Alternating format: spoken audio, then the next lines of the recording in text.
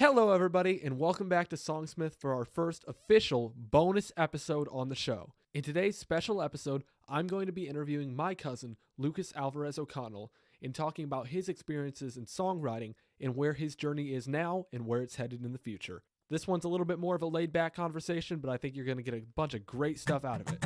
So sit down and relax. Let's dive right in. Hello, everyone, and welcome to Songsmith. I'm your host, Keaton Williamson, and my goal is to help equip you to be the best musician you can be. The purpose of this show is to give you the knowledge it takes to be a successful songwriter, producer, and indie artist, while also honoring God in whatever music you create. We all want to be successful in this crowded space, so join me as we explore what it takes to be a songsmith. Hey Lucas, so fun little thing. Last time we started recording this a couple minutes ago, I didn't have your microphone recording, and I feel really stupid right now. Yeah, that was kind of frustrating, because now we have to redo almost 15 minutes of content. Yes, so that's fun. But with that being said, let's kind of do take two of the questions. So, you enjoy music. That's part of the reason I have you on the show. For sure. So, what is it about music that you like? Why is it that you're drawn to music? Making music, listening, playing? For me, it's feel thing. Like, it brings emotions that I honestly don't understand, and that's not what I always want, because emotions can take you anywhere. Really, it's about praising the Lord Jesus, Savior of our lives, and that's ultimately why I love music, because it's just a way for me to express worship to Him. And by doing that, those feelings come, but honestly, it's just amazing to be able to talk to Him through music and the beautiful art of it. So you enjoy music because of like what it is, what it's meant to be, worship in its purest sense. Even like, because one thing is there's worship the genre, and then there's worship the action. Worship as a genre is kind of like the music you use in church and whatnot. Yeah. But then there's the fact that like all Christian music that is, God honoring can be worshipful in nature. Anyway, but that being said, when did you start writing music? I'd say about a year ago. 3 years ago is when I wanted to start, but I wasn't ready yet with, my language skills being 12 years old. It's not as developed as it is now. You should hear my song from 2 years ago. Or maybe it was even 3 years ago. 2 years ago. I think it was. What was the name of it? The Story Ain't Over. I do remember that. I thought it was golden at the time. I thought it was absolutely golden. It was... the message was good. That's the thing. That's also with music. Like, ultimately, your message needs to be good, but if you don't have good dynamics and accompaniment and voice, it's not going to be able to have that same power that it would when you do a great job on it. I forget who it was that Corey was interviewing, but on his podcast, What Else, one of the guests said that it's the music that hooks people and it's the lyrics that keep them. So, like, if you can have a great message and great lyrics, first get them drawn in with the great music, and then they look into, like, listen deeper or whatever and hear exactly what it's saying, and that's, like, what really keeps them with the song. So, yeah, I think that's the really interesting thing. Well, and an analogy to go along with that, like, literary elements to writing, it adds, like, dramatic irony and situational irony. That adds spice to it, that adds an excitement to it. That's kind of what music is doing to the lyrics of the song. That's kind of what the actual accompaniment and what you're adding to it is doing to this particular message that you're trying to send. Totally. So, I jumped the gun a little bit with like the whole music thing, but I want people to get to know you. What are a couple of things that you like to do outside of music? Who's your family? Who's parents, siblings, etc.? Okay, big into athletics. That's a huge thing I love to do. Soccer is probably my main sport, but I also do track and swimming, so I'm always busy. Family, always doing something. I'm someone who actually does not like being alone in my room. That's the opposite. Like, I can't do that. And so I'm I love board games. I love just spending time with people. People is one thing that I really enjoy, and that's kind of what I'm always looking for. And family wise, I think I have a really great family. I'm really blessed by the Lord. My dad is from Costa Rica. Really fun guy. Kind of short, but fits his character. 5'4", but that's all right. That's all right. He's actually a really good soccer player too, but he's getting a little old for it. And my mom, really great woman. She has been following the Lord since young. Not really sure what age, but she really loves music. My dad as well. My dad is more of just the type who just likes to sing along and dance. He loves dancing. My mom is the one who can actually create and develop music. She is a guitar player, self-taught, which is really awesome. And part of the reason why I've been wanting to learn guitar, and I have. And she's the reason why my faith is so strong and why I'm pursuing this worship of music to the Lord. Mm-hmm. And she actually speaks 2 languages. She can speak English and Spanish. So can my dad, but he's not on the level that my mom is. My mom's an interpreter now, Goshen Hospital, and she does some really great stuff there. But earlier, when she was actually doing music and things, she would actually play on our adult worship team as a guest and also at Christmas events. And so that was really cool to hear her and see her. They did some sort of ensembles sometimes. And earlier, even more back when we're going back to high school, she would do a lot of choir tours and concerts like that. And it's really fun to hear her talk about that because it's really interesting. Mm-hmm. And she actually was a missionary. Both my parents were missionaries. That's how they met. Costa Rica, which... that's where my dad is from, and that's kind of where her music was, put to the side a little bit, slowed down. She still loves music. She sings all the time, but she's not necessarily doing, up on a stage performing, that kind of stuff.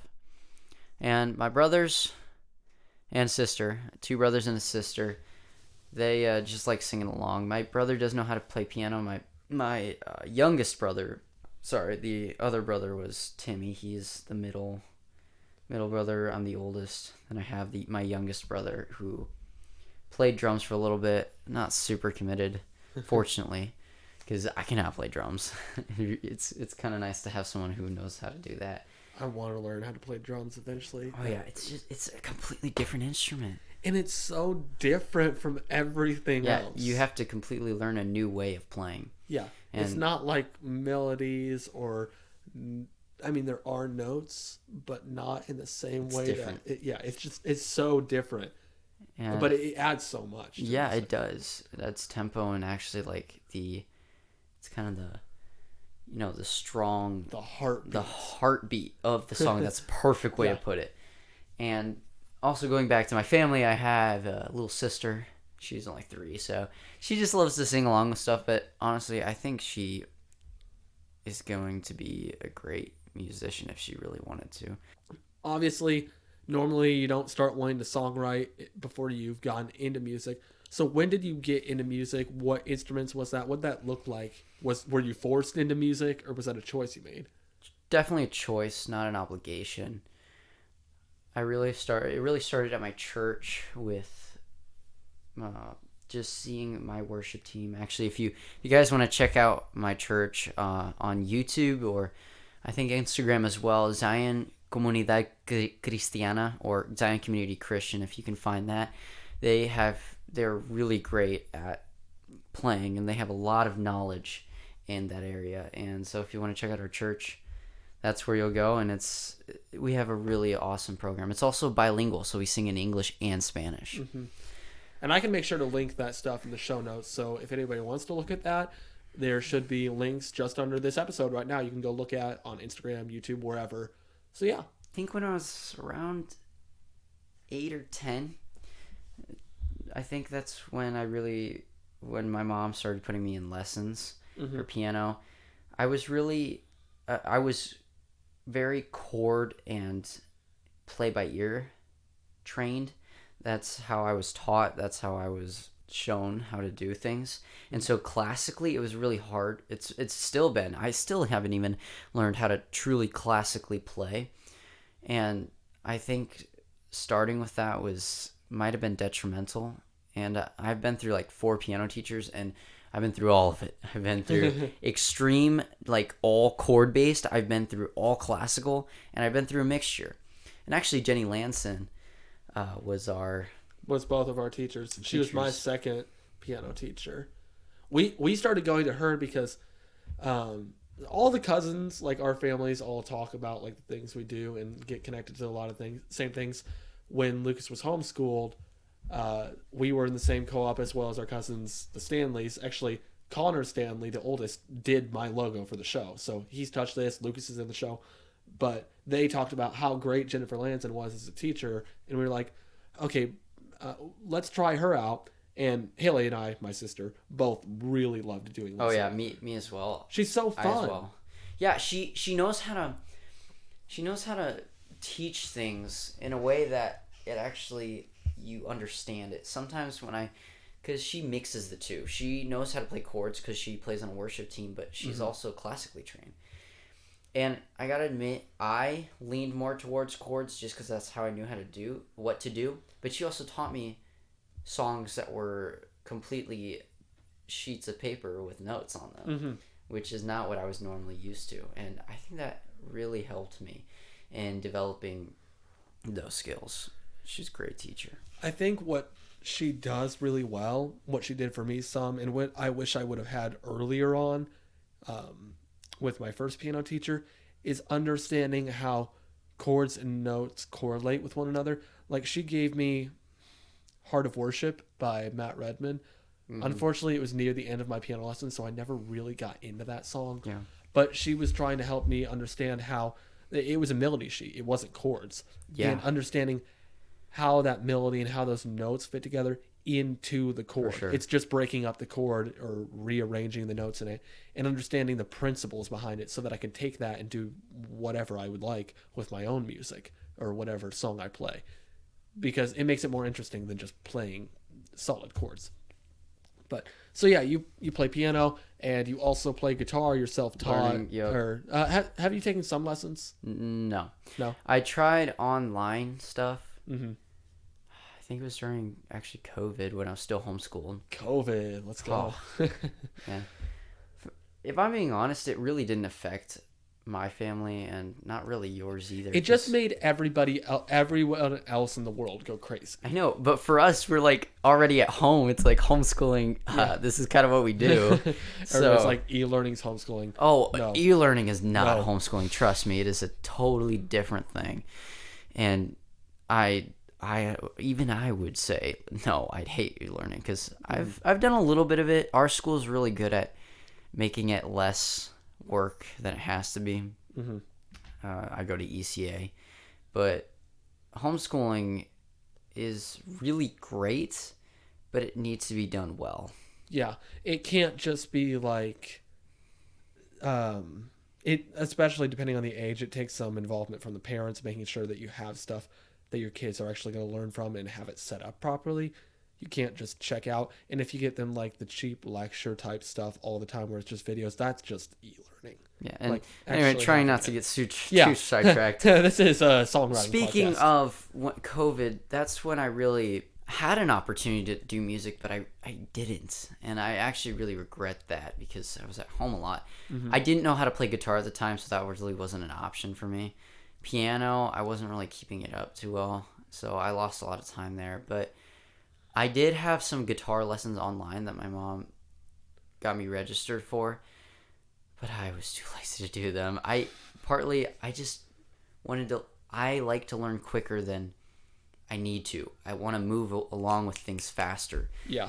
When I need to slow down, and I say that's definitely a suggestion for you guys who are out there trying to learn music. You got to learn the basics. I don't care how insignificant it looks, because I have it from experience. It really looks like you're never going to do anything with this, but this is how you learn and grow and understand music. You'll start seeing things later on, and you'll be like, that's actually what I learned a long time ago. This is super practical. Transitioning from the learning instruments, so like I said, you said we were talking about how you started writing songs about a year ago. How many songs have you written? Have you started a lot, not finished? Have you finished a lot? Being honest, I've really only written one. Mm-hmm. Haven't touched it in a while. I think it has a good message, just the dynamics aren't the greatest. I have chords down and I can sing, but there's a little more to be done with it. And with that song, it was great, and I've also started one with you. Yeah, we started that. How 2 weeks, 3 weeks, a month? It's been almost a month, I think. Yeah, it's been a little bit. Well, it was like 1 foot in front of the other. Yeah. Yeah. I just think that song really needs a better flow. Mm-hmm. Well, we got, what was it, a verse and the chorus. Yeah. Partially figured out. Pre-chorus, I think, something like that. Yeah, so we didn't get super far with that yet. But I want to write more with you, partly because I think it's fun. It's a lot more fun than writing by myself. It's better, in my opinion, because then you have two heads that are trying and editing one song instead of things sound good in your head, and then you're like, that's so good, man. you finish an entire song, and then you're like, oh, wait a minute, that ain't so good. Yeah. And if I'm being honest, I haven't written too much, but I definitely have lots of ideas. And guys, I want you to learn along with me. Like, this is something that's really awesome, but it takes work, and you got to be willing to take that next step in songwriting if you really are committed to doing it. You have to be willing to put in the time it takes to practice and write songs. I've written a lot of songs, probably around at least a lot of songs for a beginner, maybe like 10 or 12, but most of them aren't that good. Only like I have Through the Sea I'd say is a pretty solid song, and then I have one that I literally just finished and I'm planning to use. Nothing Can. I can't decide if I want to call it Nothing Can or How Could I. I think I might do How Could I. But either way, the song is, again, a pretty good song, I would say. But everything else is just kind of So it takes a lot of time and a lot of practice. But it will be worth it. The time you put in will be worth it. And you got to put time in or it's not going to develop. And honestly, there's ways on YouTube or even camps that literally are dedicated to songwriting. I've actually thought about that, and maybe you'd like to tag along. And I think that it's something that would really be able to expand on what we're learning. For sure. Because then you have a bit more guidance. Well, especially in a camp setting, because you have somebody to like actually talk to. It's not just a video you're watching. And there's a lot of great videos I've found out there, but it is still a challenge. I think it's a bit more of a challenge to find good resources for Christian songwriting out there, especially if like you don't necessarily do the standard standard type of songs, but still want it to be Christian. Yeah, there's a lot of that. That's just, it's kind of a void, and that's part of the reason I started this show, because I wanted to share some of the stuff I do know and also bring people on who know more about this kind of stuff, so that you do have a place to listen to things about Christian songwriting. Yeah, and it's partly also growing together. Yeah, because I want to build a community of people that it doesn't just like you're listening and that's it, but like you can share your stuff with each other and share it with me. I can share my stuff with you, and we can see each other making progress. You're doing an awesome thing here, but this is a ministry. I honestly think that the Lord is doing something in this, and through this you guys can learn more about Him and also learn how to spread that to others. And so yeah, I really appreciate this, man. Yeah, it's been fun. The YouTube side of things is a wee bit more challenging than just the audio, but it's a lot of fun, and it's a good hobby, I feel like, for me to pick up. I started the one podcast with my friends, the creative podcast, and unfortunately that had to end, but I still really liked podcasting, and I thought, why not combine it with music, something I really enjoy doing. But back to the topic of songwriting specifically. As you've been writing songs, even if you haven't written a ton, what are some of the things that you found as a huge struggle, and what are the things that you've found are maybe a little easier than you expected? Choruses, and specifically within that melodies, have been really hard for me. I also haven't learned too much on how to do that on the piano, making different chords to be able to do that, and so that's been a real struggle. And writing choruses are harder for me because I am a storyteller. I like to tell a story, and so that's when verses come in, and like that's my forte.